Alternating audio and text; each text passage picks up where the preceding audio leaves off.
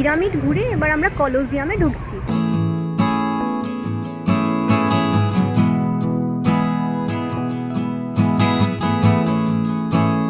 Seven wonders দেখে এবার আমরা এগিয়ে যাচ্ছি। এটা হলো টেরাকোটার একটা রেপ্লিকা।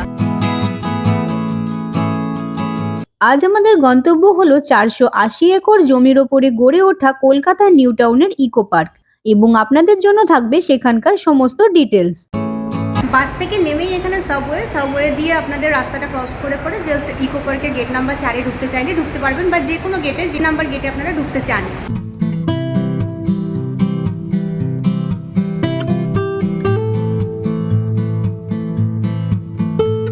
এটা হলো সাবওয়েটা, যেখান দিয়ে আমরা বেরিয়ে এলাম, দিয়ে রাস্তা ক্রস করলাম, আর এই দিকটাতে সোজা হেঁটে চলে যেতে হবে গেট নাম্বার 4 এর দিকে। ফাইনালি আমরা এখন ইকো পার্কের গেট নাম্বার 4 এর সামনে। চলুন তাহলে ভিতরে ঢোকা যাক।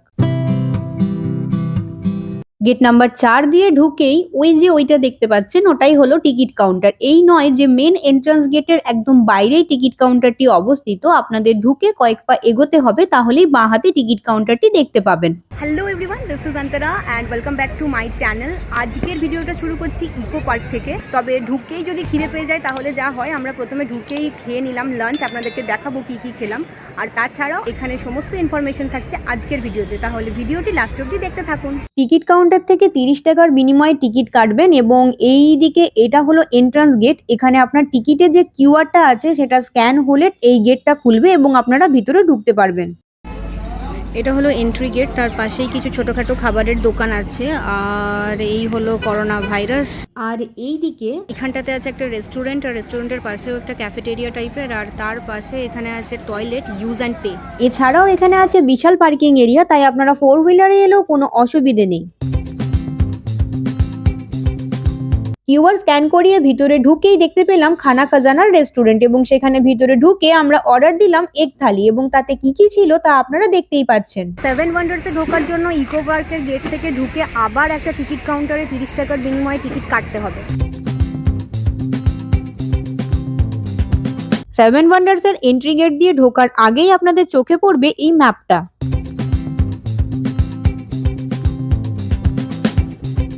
ভিতরে ঢুকেই প্রথমেই দেখতে পাবেন এই পিরামিডটা। যেহেতু সপ্তম আশ্চর্যের একটি হলো গ্রেট পিরামিড অফ গিজা, যেটি গিজার গোরস্থানের 3টি পিরামিডের মধ্যে সবচেয়ে পুরনো এবং বড়। এর উচ্চতা 881 ফুট এবং এটি তৈরি করতে সময় লেগেছিল 20 বছর, যার জন্য প্রায় 1 লাখ শ্রমিক কাজ করেছিল। পিরামিডগুলির মধ্যে একটির ভিতরেও আপনারা প্রবেশ করতে পারবেন, যার ভিতরের দেওয়ালে আছে মিশরীয় বেশ কিছু কারুকার্য এবং রয়েছে একটি মমি। পিরামিড ঘুরে এবার আমরা কলোজিয়ামে ঢুকছি। ইতালির রোম শহরে অবস্থিত একটি বিশাল বড় উপবৃত্তাকার ছাদবিহীন মঞ্চ হলো এই কলোজিয়াম। কলোজিয়াম সাধারণত গ্ল্যাডিয়েটরদের প্রতিযোগিতা এবং সাধারণ মানুষের উদ্দেশ্যে কোনো প্রদর্শনীর জন্য ব্যবহার করা হতো। এই মঞ্চটি 50,000 দর্শক ধারণ ক্ষমতা সম্পন্ন। এখানে মল্লবীরগণ একে অপরকে নিঃশেষ করতেন, এমনকি হিংস্র জীবজন্তুর সাথেও লড়তে হতো তাদের। এখানে শুধু পুরুষদের নয়, মহিলাদের মল্লযুদ্ধ অনুষ্ঠিত হতো। কলোজিয়াম ঘুরে এবার আমরা চীনের প্রাচীর দেখতে ঢুকেছি। চীনের মহাপ্রাচীর পাথর ও মাটি দিয়ে তৈরি দীর্ঘ প্রাচীর।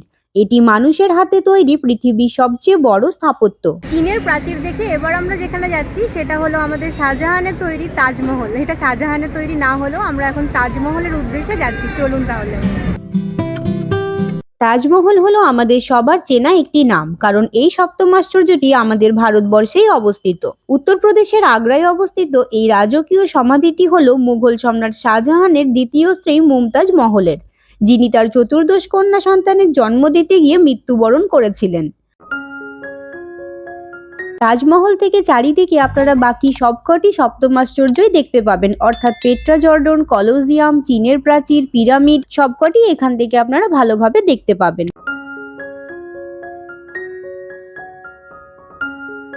পেট্রা জর্ডন হলো একটি প্রাচীন আরব শহর। এটি বিখ্যাত এর অসাধারণ প্রাকৃতিক সৌন্দর্য আর গুরুত্বপূর্ণ স্মৃতিস্তম্ভগুলোর জন্য। পেট্রা শহরটি ছিল অত্যন্ত সুরক্ষিত ও অর্থনৈতিকভাবে সমৃদ্ধ। এটি তৈরি হয়েছিল গুহার মধ্যে।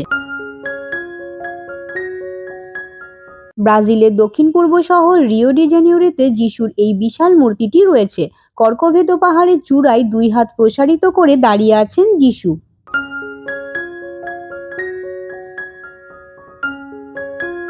সেভেন ওয়ান্ডার্স দেখে এবার আমরা এগিয়ে যাচ্ছি। আর কি দেখার আছে, আর আজকে সন্ধে হওয়ার আগে কি দেখা যায় সেটাই দেখা যাক। চলুন দেখা যাক কতটা কি ঘুরতে পারি। 7 ওয়ান্ডার্স ঘুরে কিছুটা এগোতেই দেখতে পেলাম ট্রি হাউস এবং একটি চিলড্রেন্স পার্ক, যেখানে ছিল বাচ্চাদের জন্য প্রচুর অ্যাক্টিভিটি।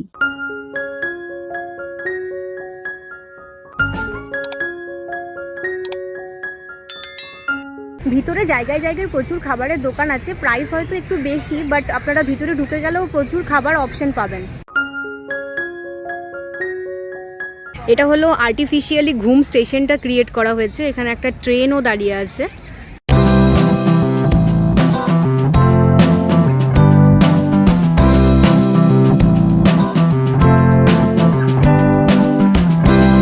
ঘুম যেহেতু হাইয়েস্ট রেলওয়ে স্টেশন, তাই এখানে আর্টিফিশিয়ালি ক্রিয়েট করা হয়েছে, সেটা আপনাদের দেখালাম। এবার আমরা আরও এগিয়ে যাচ্ছি। এখানে প্রচুর খাবার দোকান আছে ঠিক কথাই, কিন্তু আপনারা খাবার নিয়ে আসলেও বাইরে থেকে ভেতরে ঢোকার সময় চেক হচ্ছে না, তাই আপনারা বাইরের খাবারও নিয়ে ঢুকতে পারবেন। আমরা এখন 3 নম্বর গেট ক্রস করলাম। এখানেও আলাদা বিশাল বড় পার্কিং এরিয়া আছে।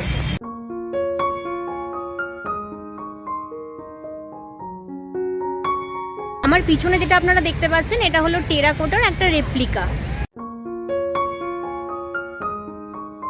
এটা হচ্ছে অ্যাকচুয়ালি রোজ গার্ডেন, পুরোটাই এখনও গার্ডেনিং চলছে। তাই আপনারা যখন শীতকালে আসবেন আরও সুন্দরভাবে সমস্ত চারিদিকে গোলাপ ফুল হয়ে থাকবে, আরও ভালো দেখতে লাগবে।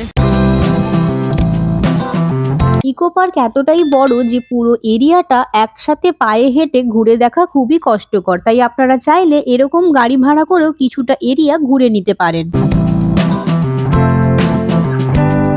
ইকো পার্কের এই ওয়াটার বডিটি প্রায় 26 ফুট গভীর। এখানে হয় বিভিন্ন ধরনের ওয়াটার অ্যাক্টিভিটি। কি কি ওয়াটার অ্যাক্টিভিটি হয় এবং সেগুলির মূল্যই বা কত, তাও আজকে আপনাদের এই ভিডিওতেই জানাবো, তাই ভিডিওটি লাস্ট অবধি দেখতে থাকুন।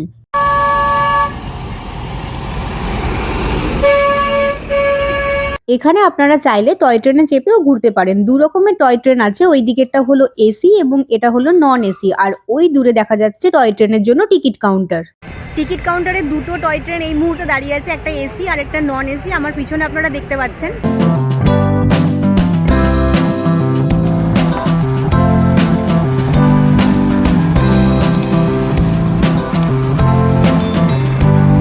জায়গায় জায়গায় প্রচুর ওয়াশরুম আছে, তাই আপনাদের টয়লেট ইউজ করার ক্ষেত্রে কোনো অসুবিধে হবে না। এখানে দারুণ দারুণ বসার জায়গা আছে, যেমন এইগুলো দেখুন কি সুন্দর।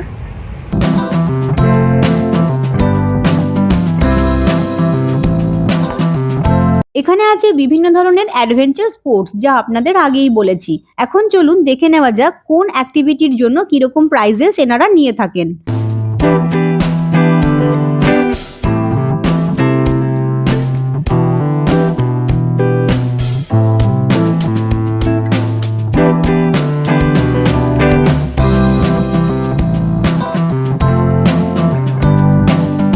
ভিডিওটি এখানেই শেষ করছি। ভিডিওতে কিছু ভালো লাগলে একটি লাইক করতে ভুলবেন না এবং চ্যানেলটি এখনও সাবস্ক্রাইব না করে থাকলে ঝটপট করে নিন। ধন্যবাদ।